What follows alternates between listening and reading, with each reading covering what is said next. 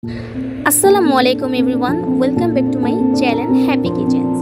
তো এটা আমার ইউটিউবের ফার্স্ট ভিডিও। তো আমি ভাবলাম কি দিয়ে শুরু করা যায় আমার ইউটিউবের ফার্স্ট ভিডিও। তো মাথায় একটা চিন্তা আসলো যে বৃষ্টি বাহিরে, তো এর জন্য কিছু খিচুড়ি পাক করা যাক। তো এর জন্য সহজ পদ্ধতিভাবে আপনাকে দেখাচ্ছি। তো প্রথমেই আমি চাল আর ডাল ভালো করে ধুয়ে নিয়েছি।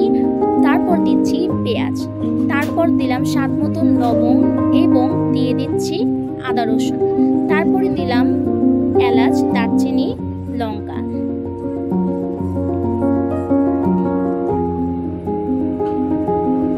তারপর দিয়ে দিচ্ছি আমি হলুদ, তারপরে দিয়ে দিব মরিচটা আপনাদের স্বাদ মতন অনুযায়ী দিবেন, কারণ কে ঝাল বেশি খেতে পারেন বা কম খেতে পারেন তা আপনাদের উপর নির্ভর করে। আমাদের ঘরে একটু ঝালটা বেশি খায়, এর জন্য আমি একটু বেশি দিব।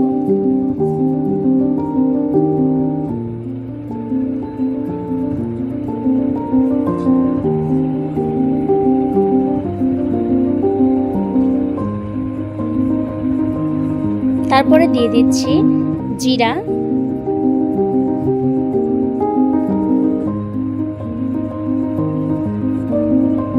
তারপর দিয়ে দিচ্ছি তেল।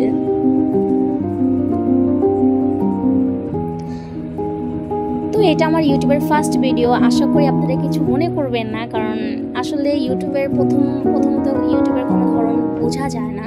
তো এখান থেকে আমার শুরু হবে, পরবর্তী আশা করি আমার ভালো ভালো ভিডিও আসবে আপনাদের কাছে। তো প্লিজ পাশে থাকবেন। আর এখন দিয়ে দিচ্ছি আমি আলু,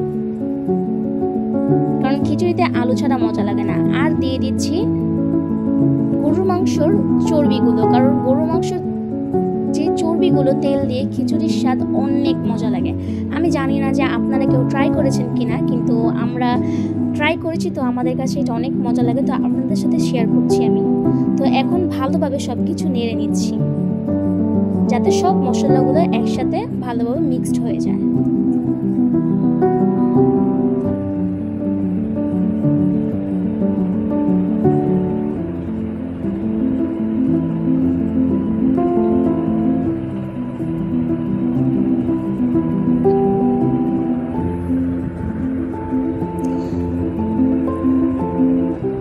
ভালোভাবে নেড়ে দেওয়ার পর এখন আমি দিয়ে দিচ্ছি খিচুড়ির মান অনুযায়ী পানি দিচ্ছি, যে কতটুকু পানি লাগবে আমি দিচ্ছি। আপনারা আপনাদের ধারণা অনুযায়ী দিন, কারণ আমি এই পানি মাপটা বলতে পারবো না। তো আমি দিয়েছি আমার আন্দাজ মতন আমি দিয়েছি। তো তারপর দিয়ে দিচ্ছি কতগুলো কাঁচামরিচ, 5-7টা কাঁচামরিচ দিয়ে দিয়েছি আমি। এখন আমি এটাকে চুলায় বসিয়ে দিব।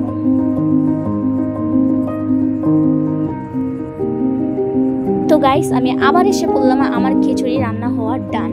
তো দেখেন ফাইনাল লুক আমার খিচুড়ির, একদম সহজ শর্টকাট ভাবে করেছি আমি। তো এখন ট্রাই করি, দেখি সেই টেস্ট।